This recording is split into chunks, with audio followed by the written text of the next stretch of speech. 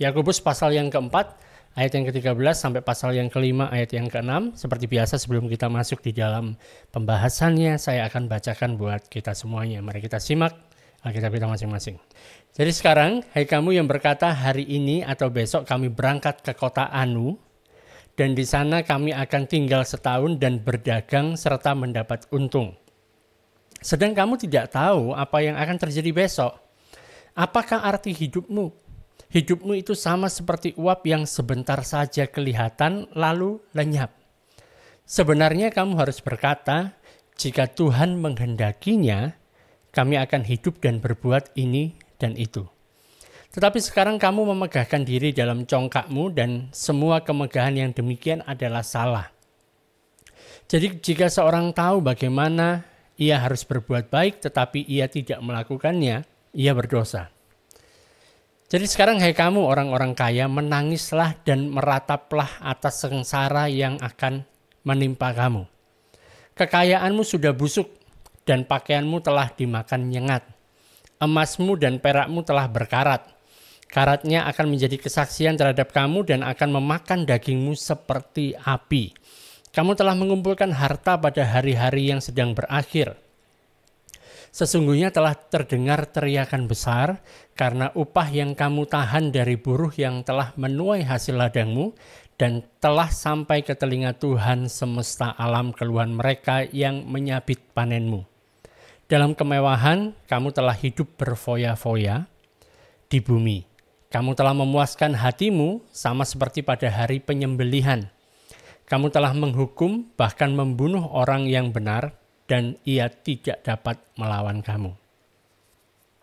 Nah teman-teman, kita perlu mengingat ya sebelum saya masuk ke dalam pembahasan lebih lanjut bahwa surat Yakobus ini dituliskan oleh Yakobus kepada ke-12 suku yang ada di perantauan. Apa maksudnya ini? Ke-12 suku di perantauan ini adalah orang-orang Yahudi yang kita sebut sebagai orang-orang Yahudi Mesianik. Jadi mereka ini adalah orang-orang yang percaya kepada Mesias, yang percaya kepada Yesus, tapi mereka sedang merantau.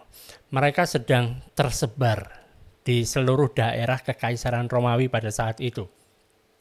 Dan ini disebut sebagai istilah diaspora. Jadi orang Israel diaspora, menyebar, ada penyebaran. Nah ini adalah diaspora yang kedua yang mereka alami, karena yang pertama mereka mengalaminya pada saat mereka dibuang ke Babel. Ya, itu pembuangan yang pertama, diaspora yang pertama, dan itu terjadi bukan karena mereka menginginkan, tapi itu terjadi merupakan sebuah teguran atau bahkan bisa dikatakan hukuman dari Tuhan, gitu ya, supaya mereka kemudian dibuang, mereka sampai ke Babel. Nah berikutnya diaspora yang kedua ini terjadi sekitar kalau nggak salah sekitar 100 tahun sebelum Yesus lahir. Itu dikarenakan pada saat itu yang terjadi bangsa Romawi atau Kekaisaran Romawi ini menyebar luas sekali daerah jajahan mereka. Jadi mereka membuat banyak sekali jalan-jalan dan waktu mereka membuat jalan itu ke berbagai macam daerah. Jadi akses jalan itu sangat mudah. Akses jalan yang mereka miliki itu gampang. Mungkin zaman sekarang kalau kita bandingkan dengan di Indonesia mungkin dibangun banyak sekali jalan tol. Jadi mau jalan ke satu tempat ke tempat lain biasanya lama, jadinya singkat. Nah pada zaman itu juga terjadi hal yang sama. Nah, di Kekaisaran Romawi ini membangun banyak jalan dan dari jalan-jalan itu mereka bisa mengakses banyak daerah, banyak tempat. Dan ini diambil satu kesempatan bagi orang-orang Yahudi pada saat itu melihat ini adalah satu kesempatan yang bagus untuk kita pergi merantau. Tujuannya bukan karena dibuang, tetapi tujuannya adalah untuk cari uang. Tujuannya adalah bekerja, bisnis. Dan kalau kita mengetahui orang-orang Yahudi adalah orang-orang yang memang mereka punya insting bisnis yang baik. Dan itu yang mereka lakukan. Apalagi pada zaman itu, sebagian besar orang itu mereka bicara bahasa yang sama, menggunakan bahasa Yunani. Jadi mereka bisa berkomunikasi satu dengan yang lain. Dan ini hal nilai tambah buat mereka yang membuat mereka, wah ayo kita pergi yuk, kita pindah ke daerah itu kayaknya di sana kita bisa buka warung lah, kita bisa buka toko lah, kita bisa buka bank dan lain sebagainya. Jadi mereka pergi. Dan waktu mereka mulai melakukan hal itu, mereka pergi karena untuk menghasilkan uang ya. Kita ketemukan orang-orang yang merantau ya ada yang berhasil, ada juga yang tidak berhasil. Jadi mulai muncul adanya kesenjangan sosial di antara mereka sendiri. Jadi ada orang-orang yang menjadi makin kaya dan bertambah kaya, tapi ada orang-orang yang mereka hidup di dalam kemiskinan. Nah, ini di dalam latar belakang yang seperti ini, Yakobus menuliskan surat kepada mereka. Jadi situasi kondisi yang ada pada saat itu terjadi seperti ini. Mereka ada di berbagai tempat menyebar. Nah, kalau kita perhatikan dari Yakobus pasal yang pertama sampai di pasal yang keempat ini, kita temukan bahwa Yakobus ini masuk di kali yang ketiga dia bicara berkaitan dengan orang kaya. Jadi kalau kita melihat bagaimana cara Yakobus bicara dan menyangkut tentang orang-orang kaya ini kayaknya nggak nyaman gitu loh. Kayaknya si Yakobus ini seakan-akan agak sedikit memusuhi orang-orang kaya. Kelihatannya seperti itu. Tetapi kita harus lihat dari latar belakangnya mereka gitu ya. Bahwa memang kita mengakui bahwa tidak semua orang kaya seperti yang digambarkan oleh Yakobus. Jadi Yakobus ini menyatakan sepertinya satu generalisasi, semuanya dianggap sama semua. Tapi itu adalah kejadian yang memang terjadi pada zaman mereka, zamannya si Yakobus, itu yang terjadi. Nah, yang menarik perhatian adalah gini, ini kan sama-sama orang-orang Yahudi Mesianik, sama-sama dengan orang-orang yang percaya kepada Mesias gitu ya. Si Yakobus ini panggil orang-orang yang lainnya, orang-orang percaya itu sebagai saudara-saudara. Dia ngomong saudara-saudara. Tapi saat bicara kepada orang kaya, dia nggak panggil sebagai saudara. Dia panggilnya sebagai hei kamu, gitu. Hei kamu. Dia ngomongnya seperti itu. Dia menyebutnya hei kamu orang yang kaya, gitu. Jadi dia nggak menyebut mereka sebagai saudara. Nah, saya nggak ngerti kan ada sentimen apa antara Yakobus dengan mereka, tetapi itu yang terjadi. Nah, kemudian waktu kita membaca dari pasal yang keempat ayat yang ke-13 itu tadi kita temukan bahwa Yakobus bicara tentang hal-hal yang berkaitan dengan masa depan. Ya kan, berkaitan dengan rencana yang biasanya orang punya rencana itu adalah untuk masa depan gitu ya. Dalam beberapa waktu ke depan, dalam waktu yang singkat, dan juga bicara tentang masa depan yang paling puncak, paling akhir, yang paripurna. Dan seperti apa keadaannya nanti gitu loh. Karena bisa jadi pada suatu saat, gitu kan, saat itu semuanya terjadi, masa depan itu sudah menjadi masa kini, bisa jadi kekayaan yang mereka miliki, yang dimiliki oleh orang-orang kaya ini menjadi musnah. Nah, kita akan melihat dua hal ini, tentang apa yang terjadi yang masa depan yang dalam waktu yang singkat akan terjadi, dan juga pada paripurnanya yang sudah selesai sampai paling ujung gitu ya. Kita akan lihat hal yang pertama. Hal yang pertama ini di ayat yang ke-13 dikatakan, jadi sekarang hai kamu yang berkata hari ini atau besok kami berangkat ke kota Anu. Jadi rupanya ada nama kota namanya Anu gitu ya, kota Anu, dan di sana kami akan tinggal setahun dan berdagang serta mendapat untung. Jadi orang-orang yang ditulisi surat ini, yang saat Yakobus bicara kepada orang kaya ini, mereka ini adalah orang-orang yang kemudian mereka punya kepercayaan diri super tinggi gitu. Dia bilang kita akan pergi ke kota ini misalnya, ke kota A, dan kemudian kita akan tinggal di sana. Kita tinggal di sana selama 1 tahun, kita berdagang di sana, mendapatkan keuntungan, baru setelah itu kita akan balik lagi. Jadi mereka punya satu kepercayaan tentang hal ini, kepercayaan diri yang begitu tinggi. Apakah ini hal yang baik? Satu sisi kita perlu punya kepercayaan diri.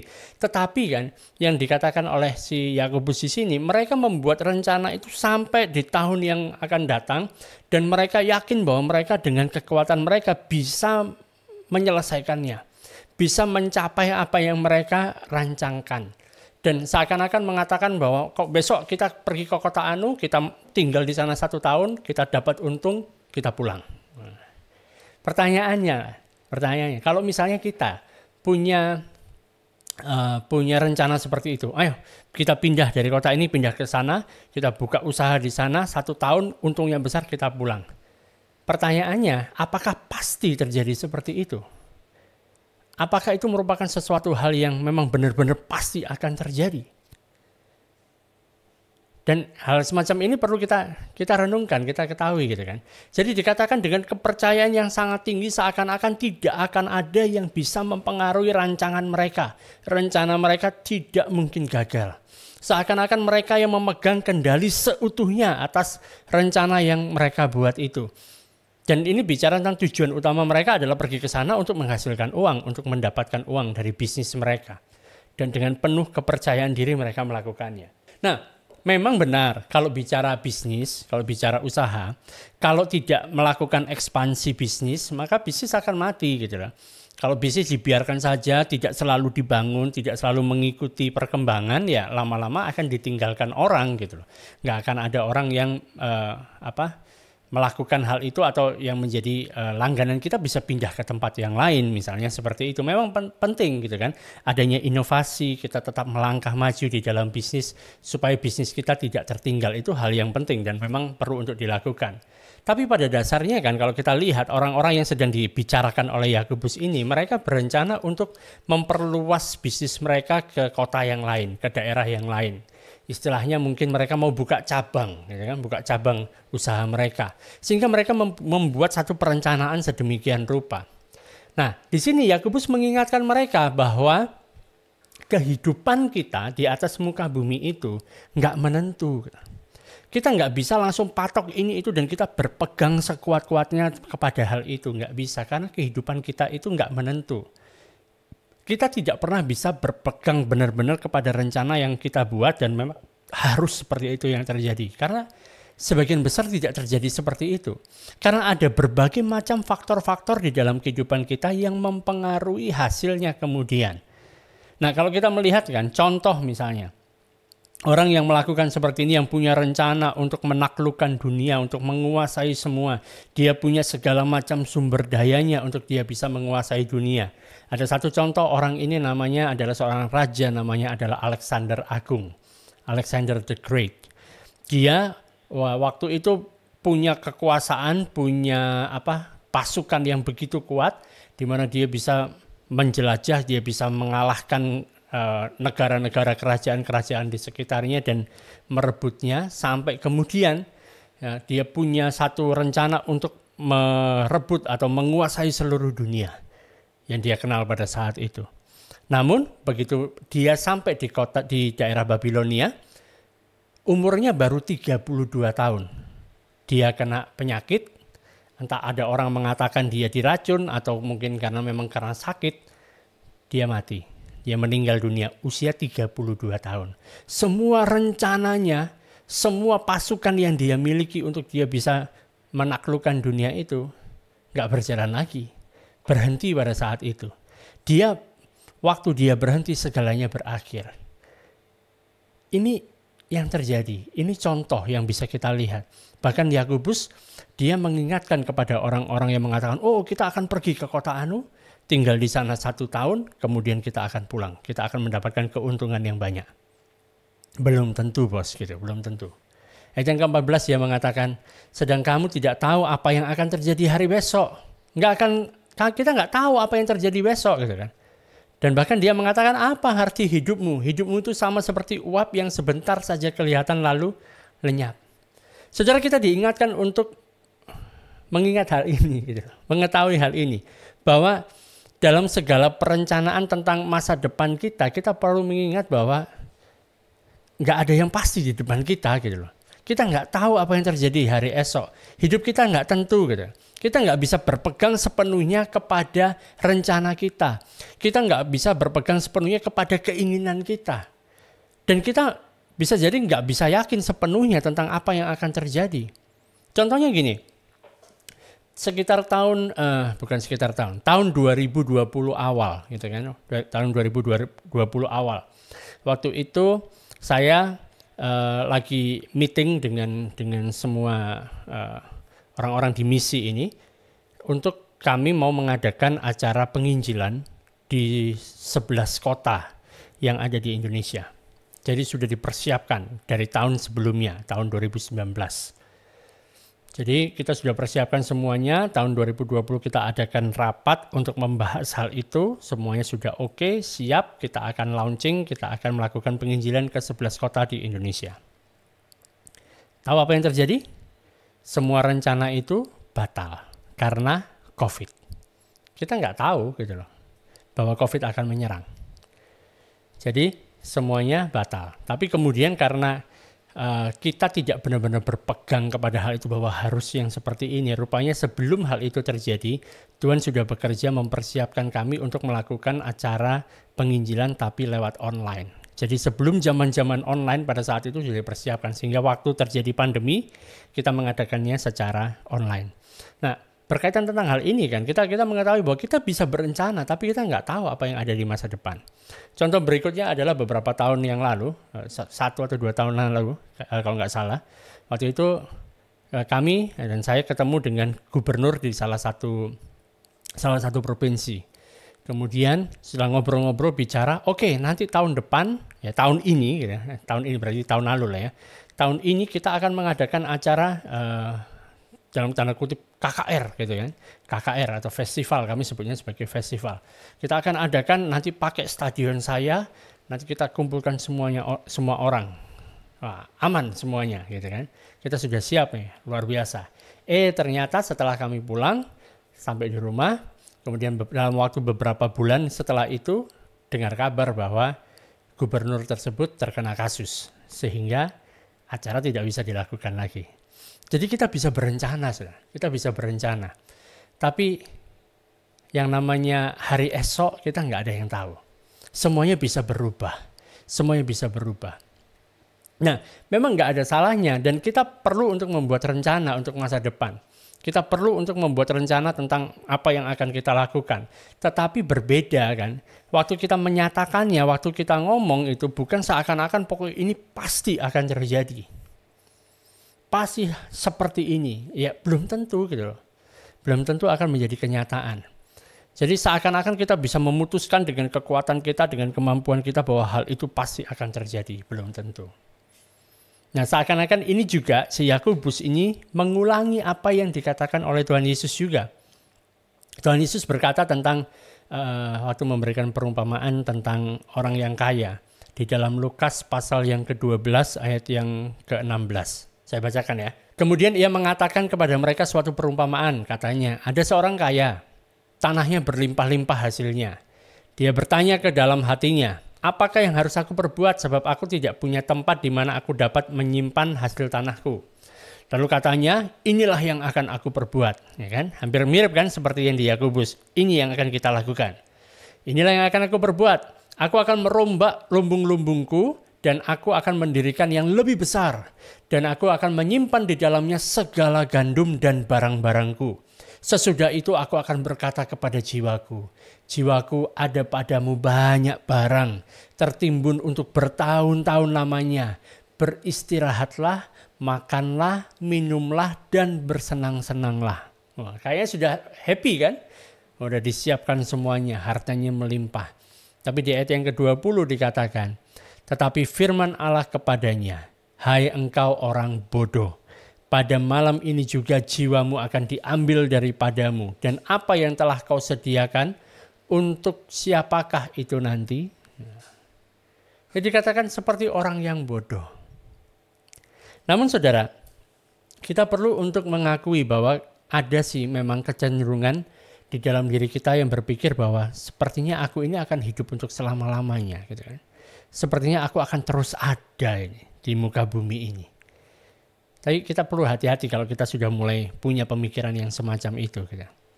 Karena gini, kita tidak bisa mengandalkan perencanaan kita sendiri. Kita nggak bisa mengandalkan pemikiran kita, rancangan kita sendiri. Tetapi satu hal yang bisa kita andalkan adalah kita bisa mengandalkan kehendak Allah terjadi dalam kehidupan kita. Karena itu Yakobus dia ajari. Ayat yang ke-15 ia berkata, sebenarnya kamu harus berkata, jika Tuhan menghendakinya, kami akan hidup berbuat ini dan itu. Jadi kita memang nggak bisa berpegang dengan rencana kita tetap membuat rencana. Tetapi yang kita pegang adalah kehendak Allah, kehendak Tuhan melalui kehidupan kita di dalam rencana yang sudah kita buat.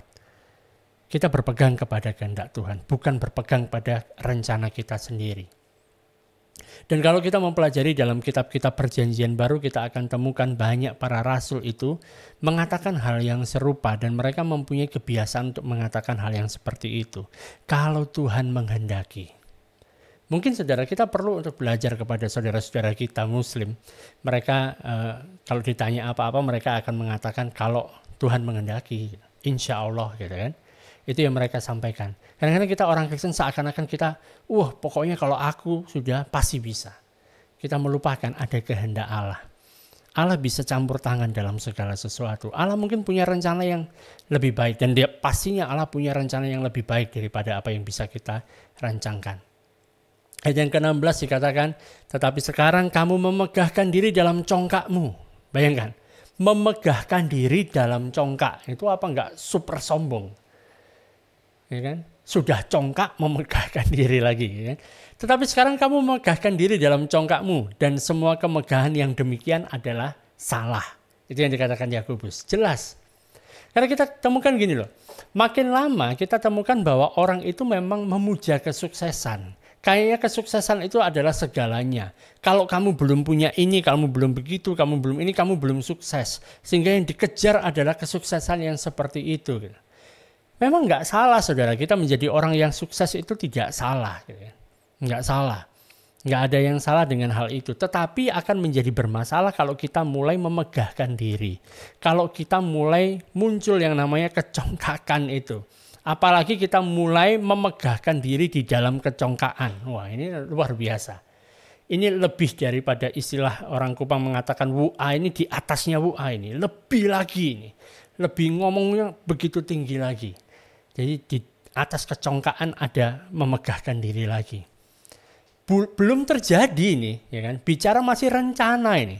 Masih rencana. Kita nanti akan pergi ke kota Anu. Kemudian kita berusaha di sana, kita tinggal di sana selama 1 tahun dan kemudian kita akan pulang membawa keuntungan yang besar.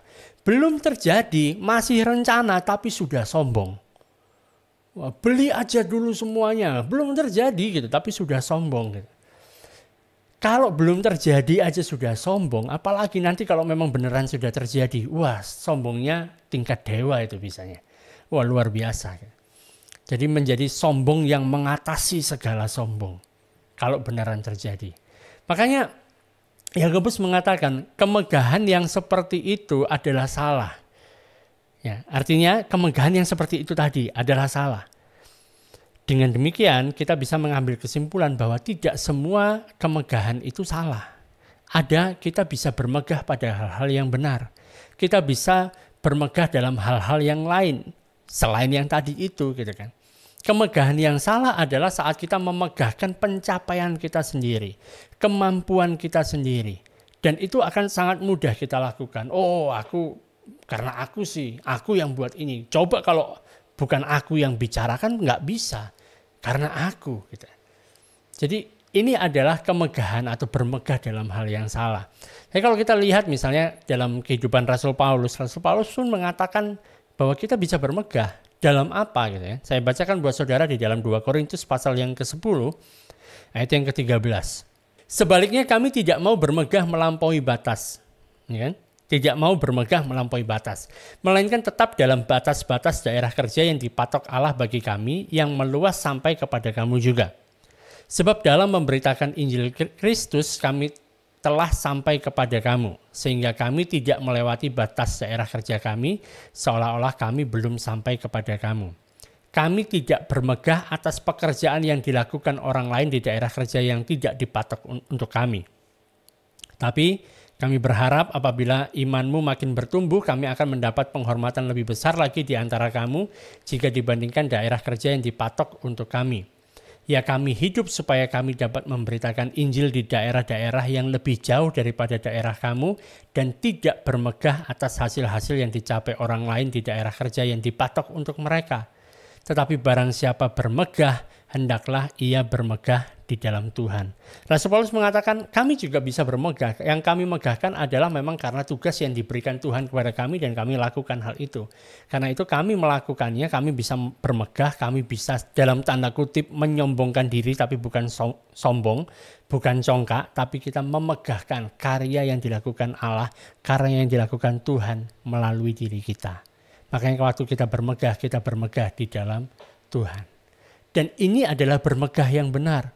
Ini adalah membanggakan hal yang benar. Karena kita membanggakan Tuhan, membanggakan karya yang sudah Dia lakukan di dalam kehidupan kita. Dan Kristus sendiri dia yang membangun gerejanya.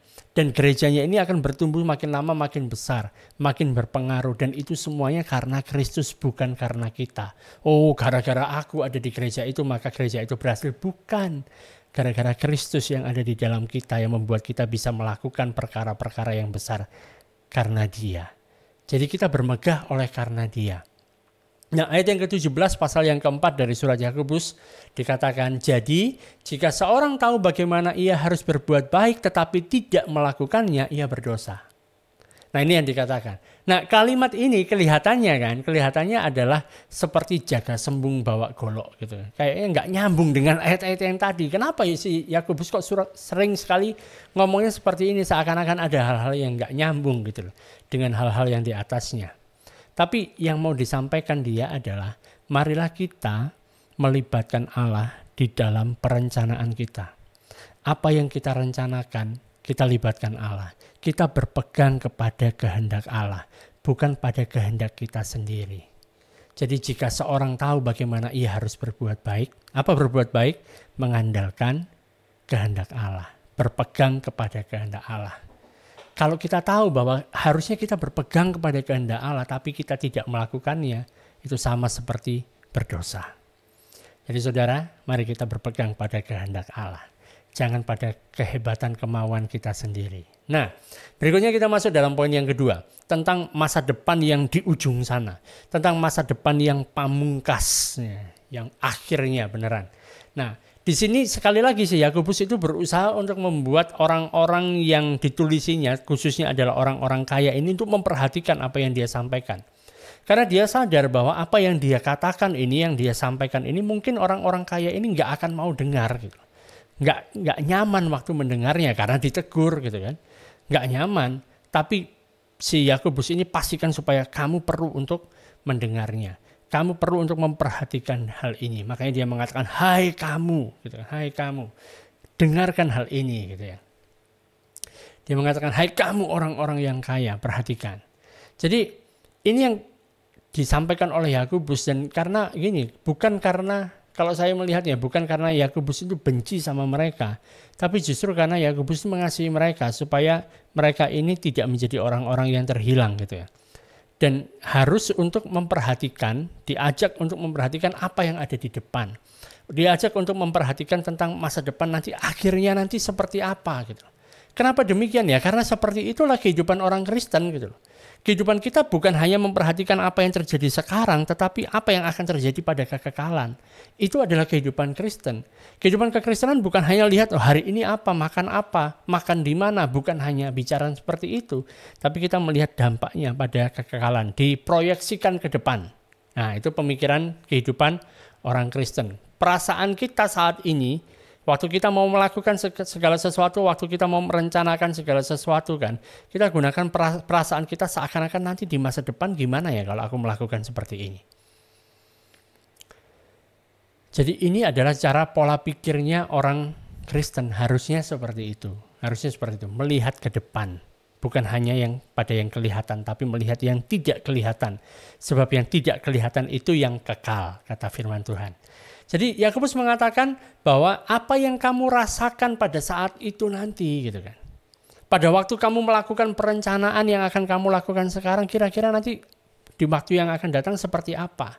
Milikilah pandangan jangka panjang. Jangan pikiran cupet cuma segini aja di sini saja. Melihat ke depan, memandang ke depan. Bayangkan dirimu ada di masa depan pada nanti waktunya kamu berhadapan dengan sang hakim dari dunia ini. Pada masa depan yang pasti akan datang dan akan dialami oleh semua orang. Saudara, kita sebagai orang percaya, kita adalah orang-orang masa datang. Masa yang akan datang, sekalipun kita hidup di masa kini. Oleh karena itu kita perlu untuk menilai segala sesuatu yang kita lakukan pada masa kini dengan pandangan di masa yang akan datang. Dan ini merupakan satu sudut pandang kunci dalam kehidupan kekristenan. Jadi apa yang kita lakukan sekarang ini berpengaruh pada kekekalan, saudara. Dan Yakobus mengatakan bahwa suatu hari nanti, ya, kalian ini, hai kamu orang-orang kaya, dan semua orang gitu kan, kamu akan mengalami yang namanya penghakiman. Gitu. Ada penghakiman. di mana Allah yang akan menentukan sebenarnya kamu itu nilainya berapa sih gitu. Karena semua penghakiman yang terjadi nanti akan dikaitkan dengan kesaksian yang diberikan. Namanya juga penghakiman, persidangan, ada saksi-saksi gitu kan. Saksi-saksi yang menunjukkan, ada saksi yang menguatkan, yang membela kita, ada saksi juga yang bisa memberatkan kita gitu. Jadi semua penghakiman itu nanti akan dilihat dari dua macam saksi yang dikatakan oleh si Yakobus. Ini Yakobus yang bicara. Jadi seperti apa kesaksian mereka nanti gitu loh. Apakah kesaksian itu akan menolong kamu atau malah justru akan menjerumuskan kamu? Ini bicara kepada orang-orang kaya.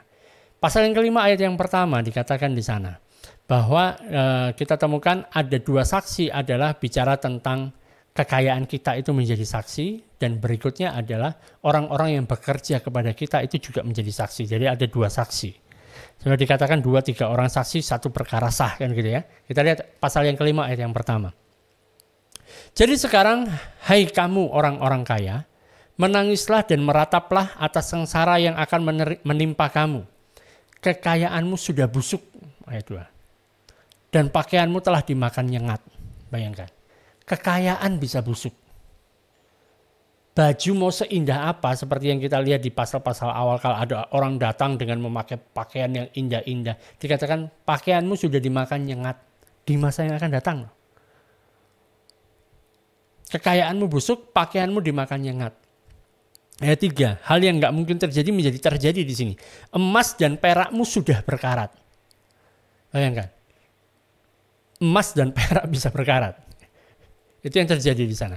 Dan karatnya akan menjadi kesaksian terhadap kamu dan akan memakan dagingmu seperti api. Kamu telah mengumpulkan harta pada hari-hari yang sedang berakhir. Dengan kata lain, Yakobus mengatakan, hai kamu orang-orang yang kaya, dengarkan ini. Kekayaanmu itu bukan apa-apa. Gitu. Kamu itu tidak punya nilai apa-apa. Bahkan emas dan perak itu bisa berkarat. Bayangkan. Kekayaanmu itu jadi busuk, pakaianmu dimakan nyengat, emas perakmu menjadi berkarat di masa yang akan datang itu nanti. Saudara, saat seseorang itu meninggal dunia, saudara, dia itu meninggalkan segalanya. Jadi nggak hanya bicara apa yang dia tinggalkan, dia tinggalkan semuanya, nggak ada yang dibawa, gitu. Nggak ada yang dibawa. Dan hal ini mengajarkan kepada kita supaya kita tidak menilai orang melalui hartanya. Dan Yakobus sudah ngomong dari awal juga, kalau ada orang yang kelihatannya kaya datang, silakan duduk di sini. Kemudian kalau ada orang yang kelihatannya miskin, kamu duduk di pojok sana ya. Bukan seperti itu. Kita menilai orang bukan karena harta dan kekayaannya. Bahkan dikatakan kan, kamu itu sebenarnya sedang mengumpulkan harta pada hari-hari yang sedang berakhir. Dikumpulkan semua di hari-hari yang sedang berakhir.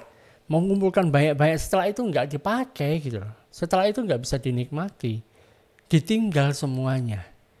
Nah, sekalipun ini merupakan hal yang bodoh, mengumpulkan harta pada hari-hari yang terakhir. Makanya kita temukan gini kan, ada orang-orang yang mengikuti sekte sesat yang mengatakan bahwa Yesus sudah akan datang sebentar lagi, beberapa hari lagi dia akan datang, kemudian mereka mulai jual semua hartanya, ya kan? Mulai habiskan semuanya. Karena mereka menyadari bahwa harta nggak akan dibawa gitu loh.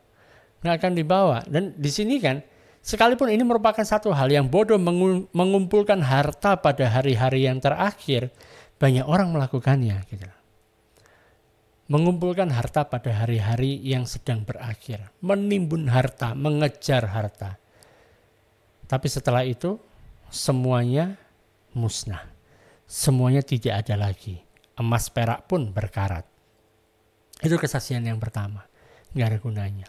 Nah, kesaksian yang kedua adalah berasal dari orang-orang yang bekerja kepadamu. Dari orang-orang yang jadi karyawanmu. Orang-orang yang jadi orang-orang upahanmu. Mereka itu harusnya kan, kalau kamu mendapatkan keuntungan dari hasil kerja mereka, harusnya mereka juga mendapatkan keuntungan gitu loh. Mereka mendapatkan hal yang baik dari hasil kerja mereka gitu.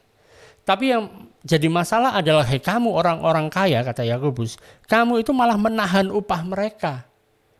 Dan ini merupakan satu tuduhan yang sangat serius tuh kepada orang-orang kaya yang dilakukan oleh si Yakobus ini. Bahwa Dia mengatakan kalian ini menyimpan upah yang harusnya diterima oleh mereka. Enggak kamu bayar, dia sudah kerja, dia sudah menyabit ladangmu, dia sudah kumpulkan panenanmu, dia sudah angkat semuanya bagi kamu, tapi kamu enggak bayar bagian mereka. Kamu sendiri diperkaya, makin lama makin kaya, tapi kamu mengabaikan mereka. Ini adalah satu kekejian gitu. Ini adalah satu hal yang disebut sebagai kekejaman gitu. Karena itu kan saudara, kalau kita atau saudara misalnya berada dalam posisi memiliki karyawan, ada orang-orang yang bekerja untuk saudara, bekerja, makanya mereka perlu juga mendapatkan keuntungan dari hasil kerja mereka. Jadi bukan untuk memperkaya diri kita sendiri, mereka juga perlu untuk mendapatkan bagian mereka gitu. Sehingga waktu mereka nanti di sana pada masa akhir itu, di masa yang akan datang, mereka bisa memberikan kesaksian yang baik tentang kita. Para juragan ini, para bos ini mengatakan, wah bosku ini paling luar biasa. Ya kan? Dia berikan gaji tepat pada waktunya, dia kasih bonus juga. Wah luar biasa. Gitu. Bukan semacam yang dikatakan di sini, yang dikatakan oleh Yakobus di ayat yang keempat. Ya kan? Ayat yang keempat dikatakan, sesungguhnya telah terdengar teriakan besar, karena upah yang kamu tahan dari buruh yang telah menuai hasil ladangmu, dan telah sampai ke telinga Tuhan semesta alam keluhan mereka yang menyabit panenmu. Bayangkan. Ini yang dilakukan. Inilah alasan mengapa orang-orang kaya pada zamannya Yakobus ya. Pada waktu itu mereka menjadi makin kaya adalah mereka membuat orang-orang yang miskin ini makin sengsara. Diperas tenaganya untuk supaya dia makin kaya. Nggak bayar upah, dibiarkan saja. Apalagi kalau pada zaman itu yang mereka punya adalah budak. Budak nggak punya hak apa-apa. Dan ini yang dikerjakan. Tapi kalau kita lihat kan kehidupan orang kaya, sayangnya memang seperti itu ya. Kita temukan ada orang-orang kaya memang mereka makin kaya ya karena ini hasil kerjanya siapa? Hasil kerja orang-orang yang dia upah gitu loh. Karena itu mereka wajar bagi mereka untuk mendapatkan upah mereka tepat pada waktunya sesuai dengan besaran yang sudah ditentukan dan merupakan hal yang adil. Nah, karena itu dua dakwaan yang akan diberikan oleh sang hakim itu kepada si orang kaya yang seperti ini. Bicara tentang berkaitan dengan kemewahan, yang kedua berkaitan dengan kekejaman. Ayat yang kelima mengatakan, dalam kemewahan kamu telah hidup berfoya-foya di bumi. Kamu telah memuaskan hatimu sama seperti pada hari penyembelihan. Itu yang pertama. Karena kamu sudah hidup berfoya-foya di dalam kekayaanmu. Dan berikutnya adalah adanya kekejaman. Karena kamu tidak mau mempedulikan orang yang lain yang membutuhkan. Ayat yang keenam, kamu telah menghukum bahkan membunuh orang yang benar dan ia tidak dapat melawan kamu. Kenapa nggak bisa melawan? Ya karena dia nggak punya uang. Kamu punya uang lebih banyak, kamu bisa bayar hakim pada waktu itu. Wah, mungkin bisa jadi lebih korup daripada sekarang. Jadi ada kekejaman gitu. Nah, banyak orang-orang yang mempunyai karyawan akan menghadapi dakwaan yang semacam ini. Ada dua macam dakwaan ini. Dan Allah itu tahu dan dia mendengar segalanya dan pastinya Allah tidak akan membuat kesalahan waktu dia menghakimi. Dan sekali lagi kan, ini senada dengan apa yang dikatakan oleh Tuhan Yesus. Tuhan Yesus juga menyatakan satu perumpamaan yang menyerupai dengan hal ini. Saat dia bercerita tentang perumpamaan antara orang kaya dan Lazarus. Pernah dengar ya? Itu ada di dalam Lukas pasal yang ke-16. Saya bacakan aja ya. Lukas 16 ayat ke-19. Di sana ada seorang kaya yang selalu berpakaian jubah ungu dan kain halus. Jadi beneran kaya. Pada saat itu orang yang kaya pakai jubahnya ungu dan kain halus. Dan setiap hari ia bersukaria dalam kemewahan. Ya, ingat Yakobus tadi mengatakan bahwa kamu berpesta pora, kamu berfoya-foya, kamu hidup dalam kemewahan. Dalam kemewahan kamu telah hidup dan berfoya-foya di bumi. Nah, orang yang diceritakan oleh Yesus ini juga seperti itu. Setiap hari ia bersukaria dalam kemewahan. Dan ada seorang pengemis bernama Lazarus. Badannya penuh dengan borok, berbaring dekat pintu rumah orang kaya itu. Ia ingin menghilangkan laparnya dengan apa yang jatuh dari meja orang kaya itu. Malahan anjing-anjing yang datang dan menjilat boroknya.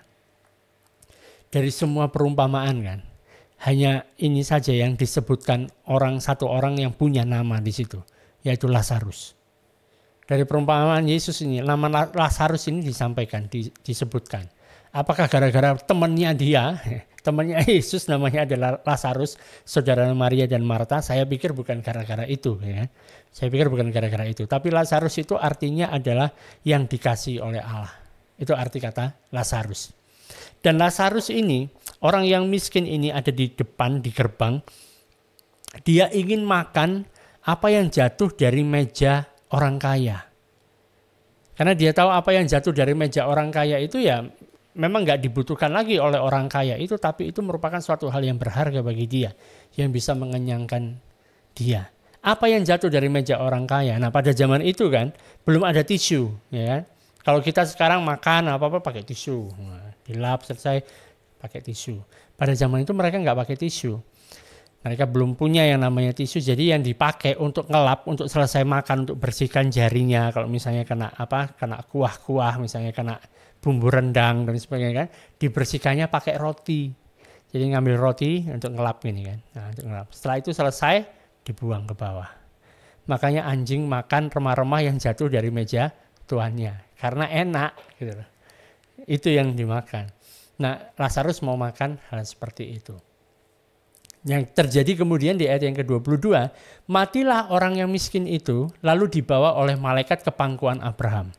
Jadi Lazarus mati, dibawa ke pangkuan Abraham. Orang kaya itu mati juga gitu, lalu dikubur. Jadi kalau di sini kan kelihatannya si orang miskin ini nggak dikubur ya, langsung diangkat ya. Nah, itu pertanyaan yang lain ya. Orang kaya itu juga mati lalu dikubur, dan sementara ia menderita sengsara di alam maut, ia memandang ke atas dan dari jauh dilihatnya Abraham dan Lazarus duduk di pangkuannya.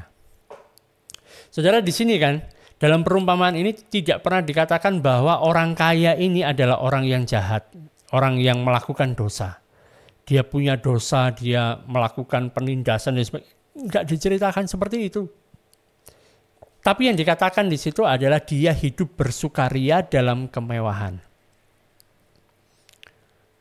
Sama kan seperti yang dikatakan Yakobus. Jadi orang kaya ini enggak misalnya menjatuhkan orang dan sebagainya. Enggak. Dia hidup dalam kemewahan. Dia hidup bersukaria. Dan yang kedua adalah rupanya dia adalah orang yang kejam. Karena dia tidak mau untuk mengetahui dan menolong penderitaan orang lain. Dia melihat ada Lazarus di sana, nggak mau bantu si Lazarus, tapi dia sendiri hidup dalam kemewahan, dalam bersukaria dalam kemewahannya. Jadi segala hal yang kita bahas ini kan, semuanya itu berakar dari hidup bagi diri sendiri, hidup bagi aku, me, myself, and I. Nah itu, ya kan? Hidup bagi diri sendiri, dan hidup bagi diri sendiri itu sangat singkat. Yakobus mengatakan seperti uap, sebentar ada, sebentar langsung hilang. Dan suatu hari nanti kita akan merasakan hal yang berbeda dari apa yang sedang kita rasakan pada saat ini. Karena itu Yakobus ingin mengajak kita untuk kita mulai merasakan kira-kira nanti di masa depan itu seperti apa sih. Sehingga kehidupan kita sekarang ini bisa tertata untuk menuju kepada masa depan.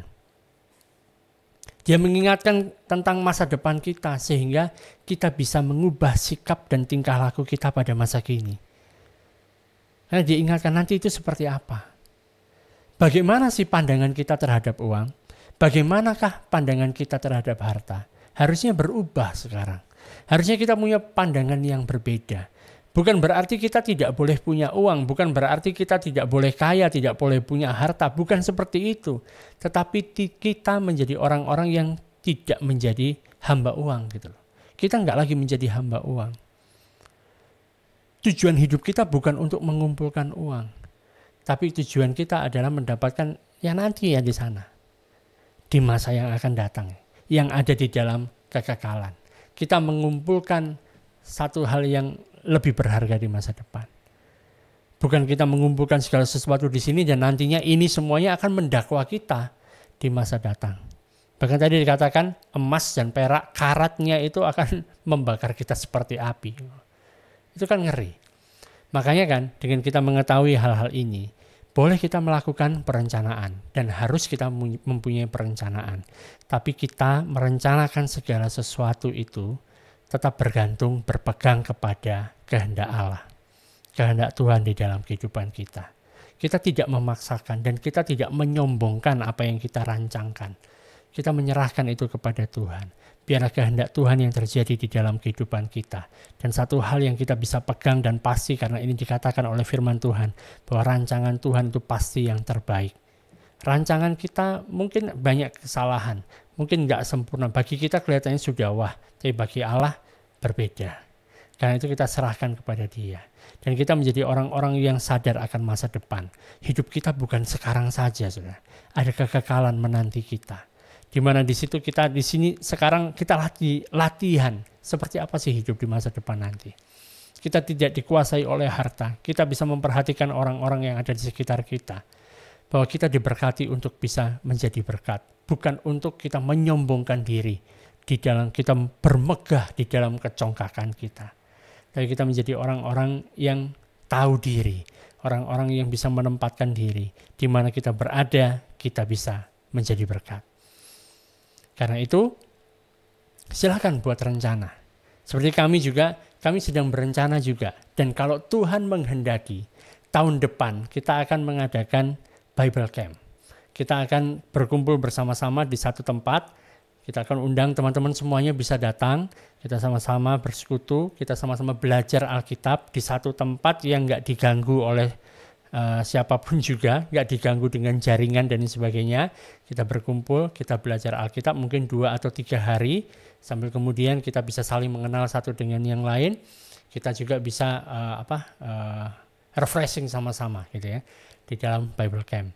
Dan kalau Tuhan menghendaki, kita akan adakan di tahun depan.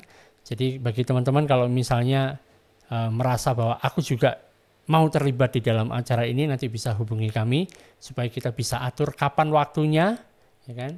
Di mana tempatnya, supaya kita bisa doakan bersama-sama supaya ini juga menjadi kehendak Tuhan dalam kehidupan kita. Oke? Baik, itu yang bisa saya sampaikan buat malam hari ini. Sampai jumpa lagi. Tuhan Yesus memberkati.